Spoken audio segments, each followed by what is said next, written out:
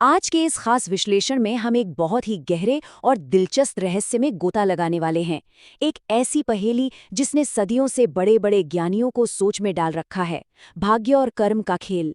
गरुड़ पुराण के पन्नों से निकली इस चर्चा में हम समझेंगे कि क्या जिंदगी की कहानी पहले से लिखी हुई है या फिर इसे बदलने की चाबी हमारे ही हाथों में है। तो चलिए इस सदियों पुरानी पहेली को मिलकर डिकोड करते हैं। क्या भाग्य पहले से लिखा जा चुका है? ये एक ऐसा सवाल है जो कभी न कभी हम सबके दिमाग में जरूर आता है। क्या जन्म लेने से पहले ही हमारी जिंदगी की पूरी स्क्रिप्ट एकदम सेट होती है, या फिर इंसान अपनी मेहनत से अपनी मंजिल खुद तय करता है?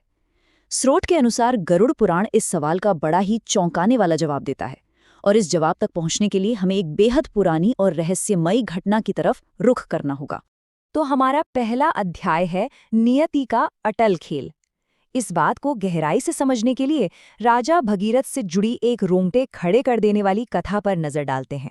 बात उन दिनों की है जब राजा भगीरथ, जो एक बेहद धर्मात्मा और न्यायप्रिय शासक थे, एक रात प्रजा का हाल जानने निकले।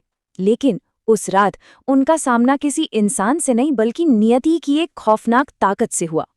राजा ने अपनी ही आंखों के सामने एक अजीबोगरीब घटना देखी। काल ने एक के बाद एक 4 अलग अलग रूप धरे। सबसे पहले एक विशाल भालू, जिसके खौफ से एक लकड़हारा पेड़ से गिरा और मारा गया। पलक झपकते ही वो भालू एक खूबसूरत स्त्री बन गया। इस स्त्री ने 2 सगे भाइयों के बीच ऐसा झगड़ा करवाया कि दोनों ने एक दूसरे की जान ले ली। बात यहीं खत्म नहीं हुई। वो स्त्री अचानक एक जहरीले नाग में बदल गई, जिसने नदी में एक नाव पलट दी और कई लोगों की जान ले ली। और अंत में वो नाग एक बूढ़े ब्राह्मण का रूप ले लेता है। ये सब कोई इत्तेफाक नहीं था, ये एक पूरी तरह से तयशुदा योजना थी। जब राजा भगीरथ ने हिम्मत जुटाकर उस बूढ़े ब्राह्मण को रोका और चुनौती दी, तो उसका जवाब सुनकर किसी के भी पसीने छूट जाएं। उसने साफ कहा, मेरा नाम काल है। मैं हर प्राणी के लिए लिखे गए भाग्य को पूरा करने आता हूँ। इस स्क्रिप्ट को बदला नहीं जा सकता। जरा सोचिए इस बात की गहराई को। काल ने साफ बता दिया कि हर जीव की मौत एकदम पक्के तौर पर पहले से तय है। उसका काम तो बस उन हालात को बनाना है जिससे वो लिखी हुई मौत सच साबित हो सके, बस एक जरिया। और इसी खौफनाक मुलाकात में काल ने राजा भगीरथ को एक भविष्यवाणी भी दे दी। उसने बताया कि ठीक 6 महीने बाद खुद राजा की मौत फांसी लगने से होगी। अब जाहिर है, मौत को मात देने की हर मुमकिन कोशिश की गई। बड़े बड़े मंत्रियों ने दिमाग लगाया और तय हुआ कि फांसी के वक्त एक कच्चे सूत के धागे का इस्तेमाल होगा। योजना ये थी कि राजा के वजन से वो कच्चा धागा तुरंत टूट जाएगा और उनकी जान बच जाएगी। और हुआ भी ऐसा ही, धागा टूट गया। लेकिन यहीं आता है कहानी का सबसे बड़ा और चौंकाने वाला मोड़। बचने के लिए जिस कच्चे धागे को चुना गया था, टूटने पर उसी के तेज घर्षण से, उसी की रगड़ से राजा के गले की नस कट गई और उनकी जान चली गई। मतलब मौत से बचने की जो तरकीब निकाली गई, वही तरकीब उनकी मौत का असली कारण बन गई। नियति ने अपना रास्ता निकाल ही लिया। इस घटना को देखने के बाद एक बड़ा सवाल खड़ा होता है। हमारा दूसरा अध्याय, आखिर ये भाग्य लिखा कब जाता है? अगर नियति वाकई इतनी अटल है, इतनी फिक्स है, तो वो कौन सा पल होता है जब किसी भी जीव की ये स्क्रिप्ट हमेशा हमेशा के लिए लॉक कर दी जाती है? गरुड़ पुराण इसका बिल्कुल सीधा और स्पष्ट उत्तर देता है। उसमें बताया गया है कि जब एक जीव अपनी माँ के गर्भ में होता है, तभी ये 5 चीजें पक्की कर दी जाती हैं। पहली, आयु, मतलब जीवन काल कितना लंबा होगा। दूसरा, कर्मों का फल। तीसरा, धन और संपत्ति। चौथा, विद्या या ज्ञान। और 5वां, मृत्यु का समय और तरीका। जरा ध्यान दें, जन्म लेने से पहले ही, धरती पर कदम रखने से पहले ही जीवन की ये 5 बुनियादें पूरी तरह से सेट हो चुकी होती हैं। लेकिन एक मिनट रुकिए, अगर सब कुछ पहले से ही लॉक्ड है, तो फिर इंसान के हाथ में क्या बचा? क्या हम सिर्फ कठपुतलियां हैं? खैर, भगवान ब्रह्मा का एक बेहद अद्भुत कथन इस पूरी गुत्थी को सुलझा देता है। एक बार देवर्षि नारद ने ब्रह्मा जी से पूछा कि प्रभु, क्या आप ही सबका भाग्य लिखते हैं? इस पर ब्रह्मा जी ने मुस्कुराकर जो जवाब दिया वो कमाल का है।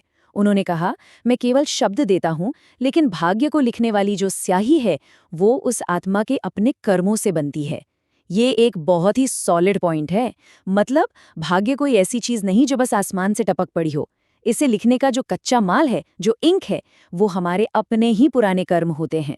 और यहीं से हम आते हैं अपने तीसरे अध्याय पर, पिछले जन्मों का प्रभाव। आइए इस बात को राजन और मोहन नाम के दो भाइयों की एक बहुत ही दिलचस्प कहानी से समझते हैं। इससे एकदम साफ हो जाएगा कि कैसे पुराने कर्म आज की किस्मत को कंट्रोल करते हैं। तो इन दो भाइयों पे गौर करते हैं, राजन और मोहन। दोनों एक ही घर में पले बढ़े, एक जैसी शिक्षा मिली, लेकिन आज की तारीख में दोनों की जिंदगी जमीन आसमान का फर्क दिखाती है। राजन जो भी काम करता है उसमें उसे बेहिसाब कामयाबी मिलती है। वो अगर मिट्टी को भी छू ले तो वो सोना बन जाती है। और दूसरी तरफ है मोहन। मोहन जो राजन से कहीं ज्यादा पसीना बहाता है, कड़ी मेहनत करता है, लेकिन फिर भी हमेशा फेल। व्यापार करता है तो हमेशा भारी घाटा होता है। एक भाई पर किस्मत मेहरबान है और दूसरे से बुरी तरह रूठी हुई। अब एक ही घर के दो लड़के, फिर किस्मत इतनी अलग कैसे? इसका रहस्य तब खुला जब एक महात्मा ने उनके पिछले जन्म का पूरा रिकॉर्ड सामने रख दिया। पता चला कि पिछले जन्म में राजन देवदास नाम का एक व्यक्ति था, एक ऐसा इंसान जिसने बिना किसी स्वार्थ के एक डूबती हुई महिला की जान बचाई थी और गरीबों को खाना खिलाया था। वहीं मोहन का पिछला जन्म कालिदास के रूप में हुआ था, जो बहुत ही मतलबी था और जिसने जरूरतमंदों को देखकर भी अनदेखा कर दिया था। महात्मा ने समझाया कि देवदास के उन अच्छे कर्मों ने उसके इर्द गिर्द सौभाग्य का एक अदृश्य सुरक्षा कवच बना दिया है। वही कवच आज राजन को हर मोड़ पर सफलता दिला रहा है। और दूसरी तरफ कालिदास के स्वार्थ ने मोहन के हिस्से में सिर्फ और सिर्फ दुर्भाग्य का घाटा भर दिया। और अब हम इस विश्लेषण के सबसे अहम और निर्णायक पड़ाव पर पहुंचते हैं। अध्याय 4, कर्म ही भाग्य है। यही वो सिद्धांत है जो किस्मत और मेहनत के बीच के इस पूरे टकराव को हमेशा के लिए शांत कर देता है। ये कोई दो अलग अलग या दुश्मन चीजें नहीं हैं, बल्कि एक ही सिक्के के दो पहलू हैं। इस बात को एक बहुत ही शानदार रूपक यानी एक उदाहरण से समझते हैं। स्रोत के मुताबिक भाग्य महज एक बीज की तरह है जो हमें पिछले जन्मों के कर्मों से मिल गया है, लेकिन वर्तमान में हम जो कर्म करते हैं वो उस किसान की मेहनत और पानी की तरह है। अब खुद सोचे, अगर बीज दुनिया का सबसे बेहतरीन हो लेकिन किसान जमीन में पानी ही ना डाले, मेहनत ही ना करे, तो क्या कोई फसल उगेगी? बिल्कुल नहीं। और इसके उलट अगर बीज थोड़ा कमजोर भी है लेकिन किसान लगातार उसे सही मात्रा में पानी और खाद दे रहा है, तो एक बंजर जमीन भी हरी भरी हो सकती है। इसका सीधा सा मतलब है कि जो एक्शन हम आज ले रहे हैं, जो वर्तमान का कर्म है, वो भाग्य से कहीं ज्यादा ताकतवर और जरूरी है। तो अगर आज का कर्म इतना ही पावरफुल है, तो क्या एक कमजोर लिखी हुई किस्मत को बदला जा सकता है? गरुड़ पुराण में 3 बेहद प्रैक्टिकल रास्ते बताए गए हैं जिनसे भविष्य की दिशा पूरी तरह मोड़ी जा सकती है। पहला रास्ता, सत्य और धर्म का पालन करना। जब सच्चाई के रास्ते पर चला जाता है तो भाग्य खुद ब खुद पक्ष में खड़ा होने लगता है। दूसरा, माता पिता की सेवा और उनका सम्मान करना। ये जीवन में एक जबरदस्त सकारात्मकता लेकर आता है। और तीसरा, जो शायद सबसे मुश्किल और सबसे जरूरी है, अहंकार यानी ईगो का त्याग, क्योंकि अहंकार अच्छे से अच्छे पुण्यों को भी दीमक की तरह खा जाता है, जबकि विनम्रता सौभाग्य के लिए नए दरवाजे खोलती है। इस पूरी गहरी चर्चा को समेटते हुए गोस्वामी तुलसीदास जी की एक बहुत ही मशहूर और सटीक पंक्ति याद आती है, कर्म प्रधान विश्व करी राखा। इसका सीधा सा मतलब है कि ये जो पूरा ब्रह्मांड है, ये कर्म पर ही टिका है।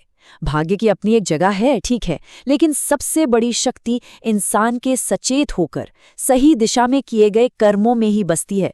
जैसा कर्म बोया जाएगा वैसी ही फसल कटेगी। बबूल का बीज बोकर आम खाने की उम्मीद तो नहीं की जा सकती है ना। और अब इस विश्लेषण के अंत में एक बहुत ही गहरे सवाल के साथ इस चर्चा को विराम देते हैं।